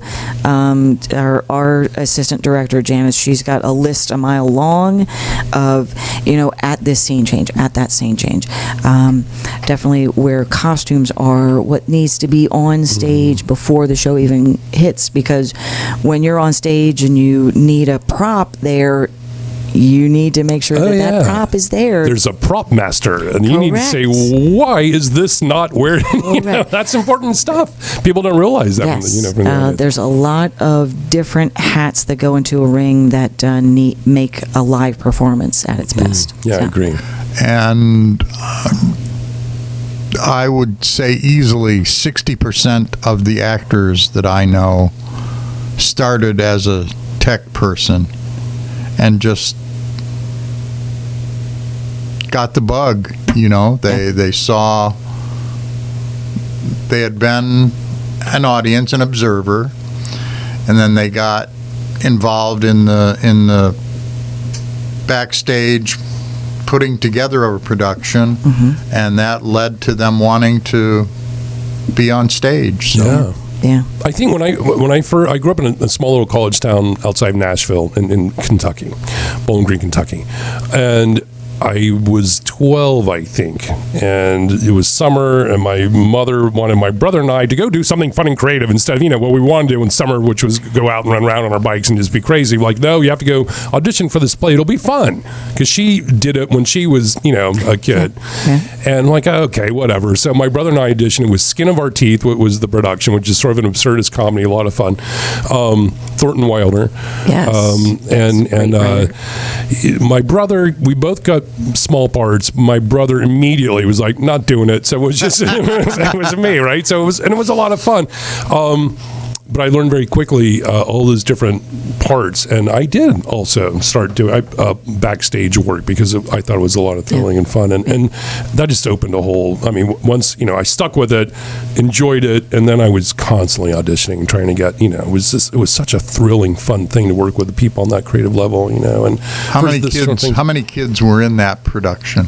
Really, I don't think I was cast as an adult man because I was 6'1" when I was 12 years old, which is strange. I could play I played this blind guy, so there weren't really any kids. I just happened to be a kid auditioning. I was tall enough to pass for this blind old man. But it was funny because I one of the directors, and it was the first time I was acting, and it's an absurdist comedy, and I'm a blind gentleman, and we're eating these little cucumber sandwiches, and they're like, the director's like, the blind man would not pick up the tray and himself. Someone has to help him with this, because I'm just like picking him up and eating and drinking. But it was a lot of fun, a good learning experience, as a matter of fact. So are you learning new things all the time, Bella, about this? Is it something you want to continue on professionally and with your career? I don't think I would pursue it professionally, but I think whatever I did end up doing, I would want to keep the community theater a part of anything I did. And Bella's a singer as well. Oh, good to know. Yes. I think, especially with community theater, there's so much room. It's so accepting and welcoming of everybody. So, I mean, why not? And it's there. And there's productions in college as well. Yeah. But we only welcome you if you do your job. Well, I have. I mean, usually most experiences with community theater, you have all these people coming together, and everyone does do their job. I mean, at the end of the day, people were it's more. Everyone's relying on each other, which is nice. Yes. There's no one part that's more important than the others. Ultimately, at the end of when that curtain closes. Correct. Right? Because as big a part as Charlotte is, if I didn't have all 7 other people in the cast helping me out, there's so much back and forth that everyone is important. There are no small roles. Yeah, exactly. But sometimes I find that the smaller roles are the ones that the actors have more fun with. Oh, but tell me how that works. Well, for you. just one of my first productions back after I took some time off to mom, and when my daughter was old enough, I decided to get back into community theater at 2nd Street. and I was in a production of The Sunshine Boys. And there were 2 roles for women. One was an older nurse, and one was the blonde bombshell in the TV show. And I went, well, of course, I'm going for the older nurse because I'm in my 40s. And the director said, I'll work on the costume, but you have that attitude of the blonde bombshell. Fun, yeah. And that was my first comeback after taking so much time off of theater. And that was the role that got me back into the love of theater. Wow. I think I had about a dozen lines, but that's what got me back. Hey, and shout out to John Hulse if you're out there. Thank you for getting me back in. How long ago was that? About 5 years ago. Yeah. So, do you try to once a year, or what's your interest schedule when you're like, here's how many shows I can take? I will find a show that I really like. I did have a couple auditions that I was turned down for, and I kind of went, okay, refocus. But you find those roles, and especially with Moon Over Buffalo, I was excited by the small cast. I was excited by the aspect of theater within this theater production. Theater has just been a part of my life since grade school. And you were talking about how different aspects of the theater can get into you. I saw one of the original performances of Les Mis on Broadway in the 80s. Wow. And that's when I saw that set construction. That must be me. Gosh, yeah. That got me into there's more than being on stage. Les Mis was what opened my mind up to set design, set construction, how every aspect of that stage itself was a character. Yeah. And that helped bring the whole thing full circle for me. So I'm a huge. The more theater I see, I just over the holidays I saw Moulin Rouge in New York. It was phenomenal. Yes. On Broadway, just phenomenal. But the art direction was just uncanny. And there's one scene that they do, which I think I've seen before. The entire.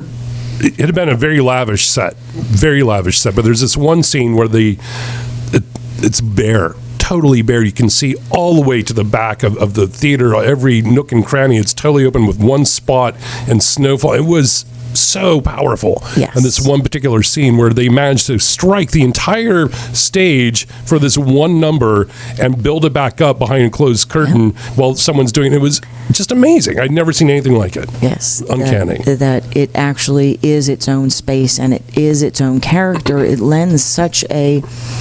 for us and our set, it is the green room. It is our backstage, which is the stage for our audience to see, is what actually goes on behind the scenes of a performance. So. Yeah, it's amazing how those things can bring the nuances of a show together. Yeah. So yes, there's the performances, but then there are these other elements that pull all that into this incredible experience. Yeah. See, we're all really into what we're doing. That's a good thing there. There was something else I was going to mention, and it's gone right out my head about the show.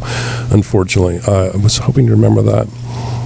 Oh well, I can't think of what it is right now. So we have about 8 minutes left here before we're going to close down for the day. So I want to, I think the ticket giveaway. I'm going to wait maybe until we'll give away as we move closer to the production. Maybe have someone back on the air or something, or maybe do something on the radio so more people have an option to do that. But we can certainly remind people that this production, Moon Over Buffalo, Second Street Players. You can go to secondstreetplayers.com. You can read about the production and the cast, of course, and the production team, and you can most importantly buy tickets. You need to buy your tickets to the show. How much are tickets, by the way? $20. $20. That's a good deal, in my opinion. And matinees, seniors, and I think students. Oh yes, senior students and active military. And military get a buck discount. Save $1. Yeah. Hey, that's a good thing. Instead of like Andrew who called, it's like I've been to the outside the theater, but never. So now that would be a thing to get you to go inside the theater. Come in the doors. Yeah. And actually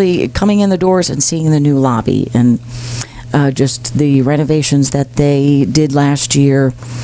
Some of it was cosmetic. Some of it was, boy, that Miss Pillion River's really close on our doorstep. Yeah.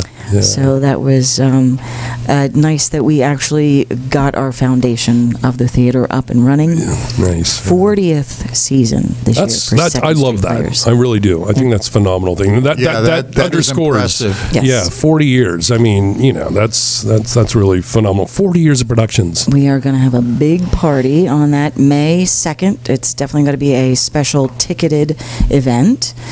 So more details to come on that. You definitely got to keep that on my radar. I'm emceeing an event with Possum Point Players, and Cheryl Graves is actually putting in motion, and that's happening over the spring, which I'm excited about that, because they're also, I believe, having, I don't know if it's a major anniversary, but they're having a big sort of fundraising event type of thing, and I think that's fun. And so maybe, you never know. If you're putting together your things in May, your big It's things. in committee, we shall say. In committee. But I'm always happy to give shout-outs to things of that nature. That, supporting the theater group or the theater in your town, in your community,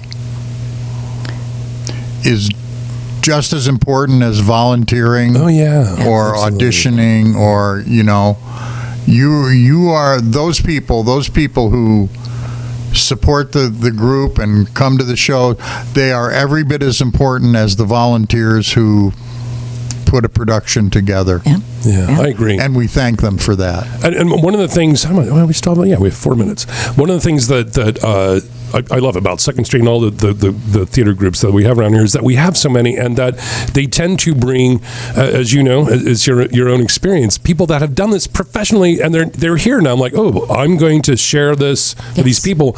So for really not a lot of money, people that decide to go to see these shows are going to be incredibly entertained.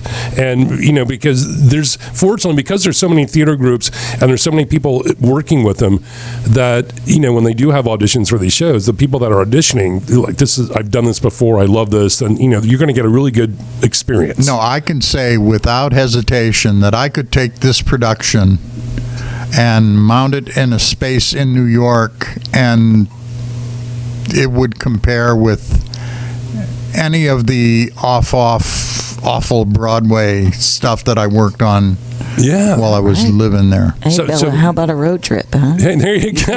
Your mom's in the studio. Should we ask her now? Can we go? That's all right. Let's go. That's an important thing to know, that we have that level, that quality of entertainment here. Certainly with Clear Space, which is a professional theater company, they do the same thing as well. I know, again, I've mentioned Possum Point Players. I'm not sure if Milford, there used to be the Milford Street Players, but of course that theater is phenomenal. Milton Theater. Milton Theater. Yes. There's just lots of great entertainment around here. Yes. But it does need the public support to keep that on the continuum. Absolutely. And the thing is, there's something for everyone. When we moved to Milford, it was about 13 years ago, and I actually got back into the Milford Theater district just because I wanted to see a children's show with my daughter. And I went, wow, I was really impressed, even with the children's programs that they put on. I was a, stay-at-home mom, so I don't know if I can go to the theater. But it's a great, affordable evening. $20, and you get to be transported to another time, another place, and live out through the actors that are on stage. Oh, yeah. No, it's so enjoyable. Such a good thing to do. Can't beat it. $20. Go see this show, folks. We got about 2 minutes left. Thank you if you joined us here for our second hour, I should see. The hour sort of flew by, doesn't it? There we go. It's like, what? We're already leaving. TVDelmarva.com. Thank you, Colin, and the crew here. You guys do a great job. Facebook.com/CoastalAE, and you can see this. This will be up for a while, so you guys got to share it. All the hardworking cast and crew here of Moon Over Buffalo. Again, Second Street Player Production, Riverfront Theater, downtown Milford there, secondstreetplayers.com. Is that correct? How is my brain working today that well? Very happy about that. Friday night is opening night. Friday night, Friday, January 31st. That's the exciting thing. It's this coming weekend, the weekend after that, I believe the shows are at 7 o'clock, and you have 2 matinees on Sunday at 2 o'clock. Is that correct? That's correct. Yeah, see, I know how I'm happy about that. Go check it out, folks. You will be glad you did. good. Thank you again for joining us here on Coastal A&E. We'll be back next Saturday here on TV Delmarva, and with all types of fun, great things. Definitely check this out. Thank you all for coming down here today. Thank you, Michael, for having us. Oh, my pleasure. It was a lot of fun. We'll do it again. I'll make sure. I'm definitely going to come see this show because I had such a great time, and I'll probably write about it and give some little shout out there as well. So, all good stuff. Yes. All right. We got like 50 seconds left. Next time we do a show, we have to do a musical, so you guys can do a little number for it, right? There you go. You could do that, Bella. Sing us out, Bella? No, that's okay. Did you hear where that happens? You want me to do what? That's putting an actor on the spot, right? Yeah, exactly. There. That's Live it. Performance. Hey, thank you, folks. Thank you. Hey, have a great week. Do something great this week. Have a safe week. Enjoy the rest of the time, and I will be back here next Saturday. Come see Moon Over Buffalo. It's a good thing. Do it. Ciao.